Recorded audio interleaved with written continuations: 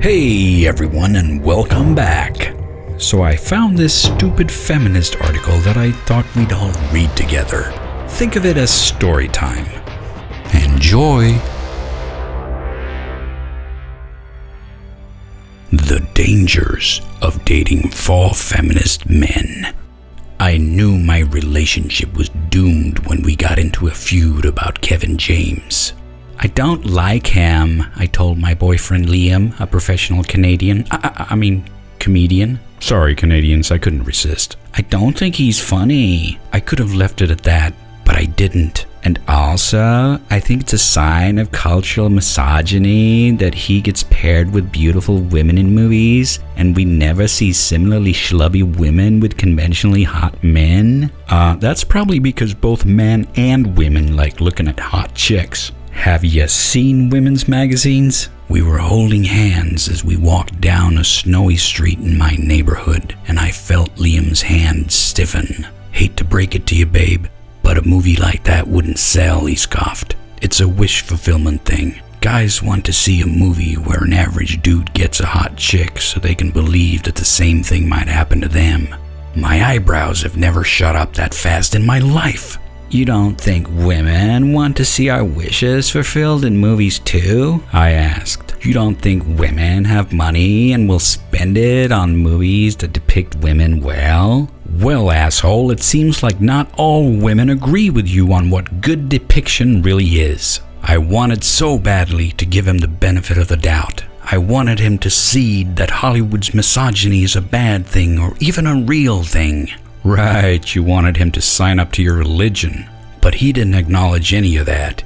I'm telling you it wouldn't sell, he replied, with the finality of someone who thinks he's had the last word. He kept walking and holding my hand like nothing had changed. Struggling to keep my voice even, I told him, if you don't see gender injustice in the world, it's because you're a straight, white, able-bodied cis dude and you're blinded to those things by your privilege. Oh, here we go, he snapped, his veneer of cool condescension bending at last. Men aren't more privileged than women. Different people have different levels of privilege depending on what's going on in their lives. For instance, in divorce courts, that's when I let go of his hand. Actually, it would be more accurate to say I threw his hand away from me like it was a rotting rat corpse I'd found behind a couch. Nope, I barked. I can't have this conversation with you. I'm gonna get too mad at you, and we're gonna break up if we have this conversation. What the fuck? Do you break up every time someone disagrees with you? That night, I went home and texted 4 of my closest friends, 3 ardent feminist women, and 1 dude who I considered a pretty solid ally. You hear that, men? Don't try to be a feminist because you can never be a full-fledged feminist. You can only be an ally. Do I have to break up with him? I implored after explaining the situation. All 3 women immediately blew up my phone with all caps yeses. But the man gave me pause. At Liam's age, I definitely wasn't woke, he told me. If you otherwise like him, maybe it would be worth putting in the work to teach him about privilege and oppression. Yeah, why don't you neuter him while you're at it?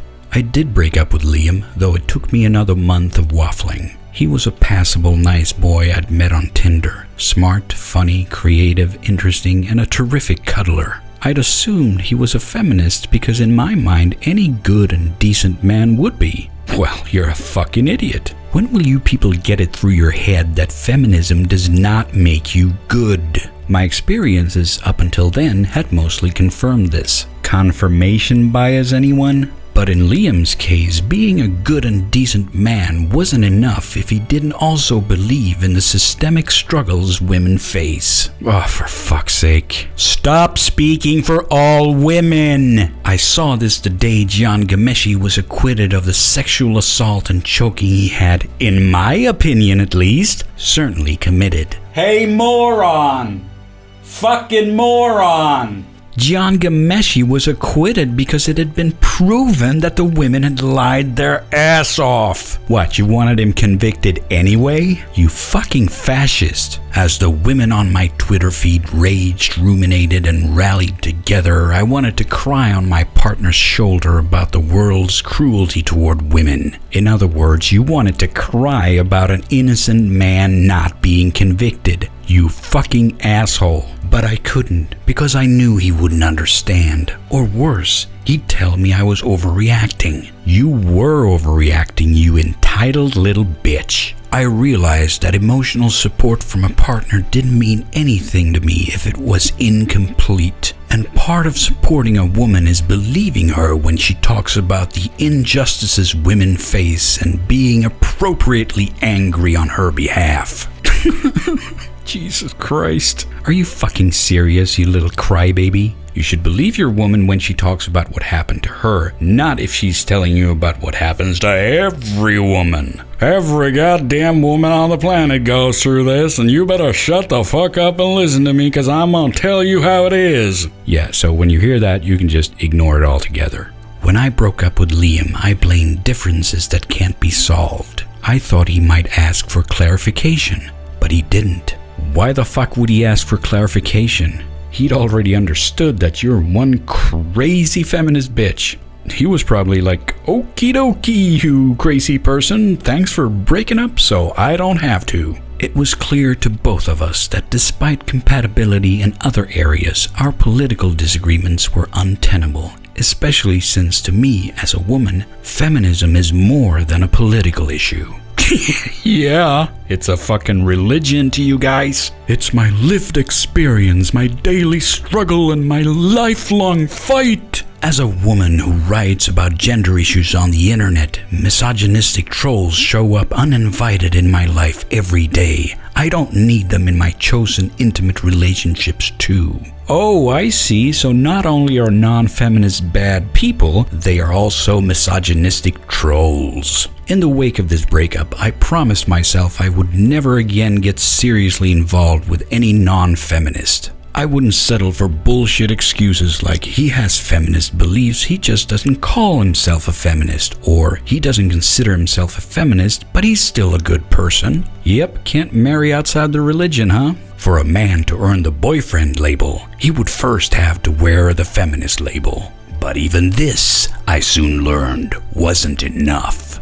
Less than a week after I'd cut ties with Liam, my friend Tom, the same guy I'd asked for advice about my unfeminist boyfriend. Unfeminist? Undoomed? Coincidence? I think not.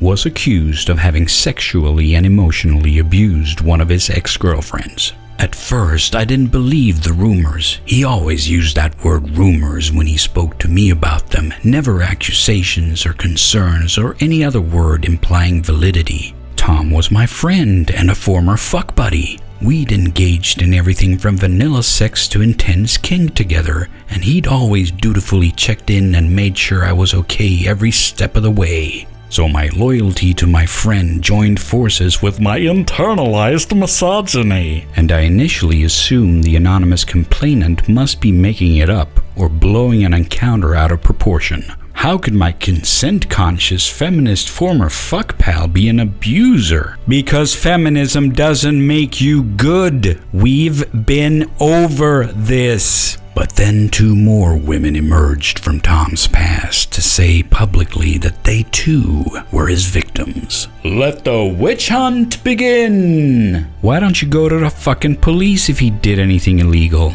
As their stories popped up in private online correspondence and whispered conversations at parties. Can you see now why he might have called it rumors, asshole? I reached out to them and compared notes. He'd used his sex-positive feminist rhetoric to win their trust. He'd gradually raised their self-esteem with small, barbed body-shaming comments. He'd coerced verbal consent from them to perform sexual acts they didn't want because feminist doctrine says you need a yes or it's rape.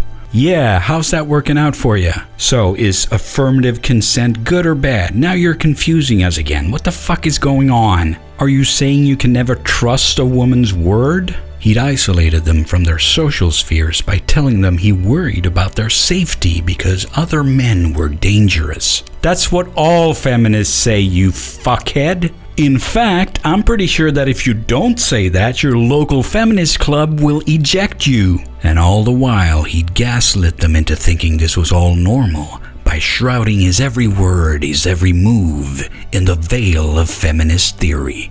And you've been dumb to think that someone is a good person just for being a feminist. But you're gonna give me a true Scotsman fallacy soon, aren't you, honey? Though I'd escaped some of these abuses simply by virtue of being a casual partner, not a romantic one, my conversations with Tom's exes helped me reflect on my encounters with him and see that he had indeed manipulated me. He'd overstepped my stated boundaries, repeatedly claiming he forgot I didn't like to be choked or have my nipples twisted, even after I'd explained this to him several times. Yeah, choking a girl out without permission sounds like a real nice guy, but he was a feminist, so he must be a good guy, right? Fucking idiot. He'd shamed my body, calling my vaginal fluids gloopy during sex with a grossed out grimace on his face, and even wiping my vulva off with a tissue without asking, like I was a baby. So, you are a baby. And what the fuck kind of a weird thing is that to bring up anyway? And he told me lies, claiming to have been mistreated by his ex when actually he was the abusive one. Listen, when people break up, they throw more shit at each other than fucking chimpanzees at the zoo. As long as no one did anything illegal, you should pretty much just steer clear and don't believe anyone. His feminist bombast outside the bedroom convinced me his violations must merely have been mistakes. Yes, because feminists can't be bad people, blah blah blah. I'm repeating myself here, we've been over this. When I realized the truth, I deleted and blocked him across all my social media. I stopped answering questions about him with excuses and rationalizations. I think he's a really nice guy though, and started saying, he's an abuser. He's a bad person. He's not a feminist, not by a long thought. These two back-to-back revelations about a non-feminist and a fake feminist made me realize that it's worse for a man to falsely claim feminist belief than it is for him to not be a feminist at all. In a choice between these two evils, I choose the one who's more honest. Well, what do you know? Male feminists shunned even by female feminists. In his groundbreaking book about abuser psychology, Why Does He Do That?, domestic abuse counselor Lundy Bancroft talks about an archetype he calls Mr. Sensitive. This archetypal abuser presents himself to women as an ally in the struggle against sex role limitations and speaks the language of popular psychology and introspection. In other words, he uses the jargon of liberal pro-women social movements, such as in Tom's case, sex-positive feminism, to pacify his victims and make them seem crazy if they accuse him of abuse. Who, after all, would ever suspect a soft-spoken, sensitive, woke man of psychologically and physically destroying his female partner behind closed doors? Oh, me, I know. I would suspect him. There's obviously something seriously wrong in the head with a male feminist. Feminist lingo and logic can be used to gaslight unsuspecting women, and this is an incredibly dangerous threat. Yes, because there's no logic in feminism. Feminist logic? For fuck's sake! My experience also possessed me with the question, what does it mean for a man to be truly feminist? Is that even possible? Or is a man only ever at best a feminist ally and a recovering misogynist? Hi, my name is Bob, and I'm a misogynist. Hi, Bob. I discussed this with several friends, women, men, and non-binary people alike. There were some common elements in their answers. A feminist man makes space for women to speak and to hold positions of power, even when that means stepping back from his own power. So pretty much a fucking lapdog, huh?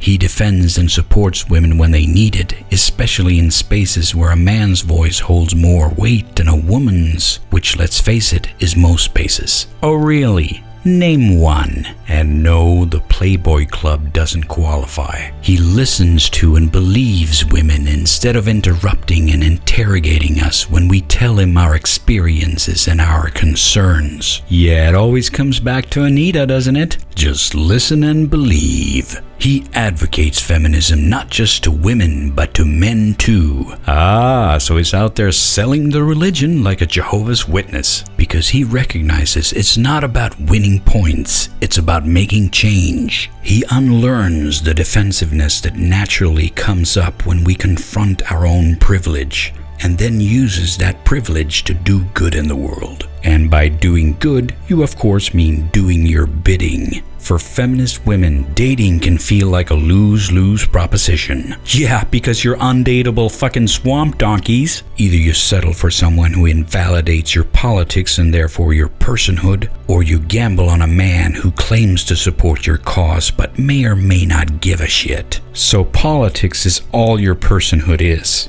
Fucking astounding. People tell all kinds of lies about themselves when they date. They might add a few inches to their height or other measurements, nudge nudge wink wink. Twist their job titles into something more important sounding. Oh yeah, I'm the director of sanitation. Oh, so you're a janitor. Or rely on flattering angles in all their Tinder photos. It's all too easy to lie about yourself, including about your socio-political beliefs. Yeah, people on internet dating sites lie. Whoop-de-doo. What else is new? Feminist isn't a label. It's a way of living. A man is only a feminist if he consistently performs feminist acts. This seems obvious enough, but it's shocking how many men in the world are merely misogynists in feminist clothing. Oh, for fuck's sake, you retard. Why the fuck do you think they're white knights? They just want to get laid. Jesus Christ. Did you figure this out now? Who are you anyway? Let's read the bio here. Kate Sloan. Kate is a Canadian. Of course you're Canadian. 20-something. Yeah, I'm not surprised. Journalist. Yeah, that's highly debatable. And blogger, who's written about sex, kink, masturbation. Yeah, especially masturbation over feminism and gender for Maisonneuve, Horizon, The Plaid Zebra, and her blog. She also does sex education. Translation, she wants to be Lacey Green. Occasional guest host, blah blah blah, and writes dirty songs on her ukulele. Of course she fucking does. Fucking ukulele. Her passion for sex writing, like her sex toy collection, is absurdly large. Show me that collection, baby.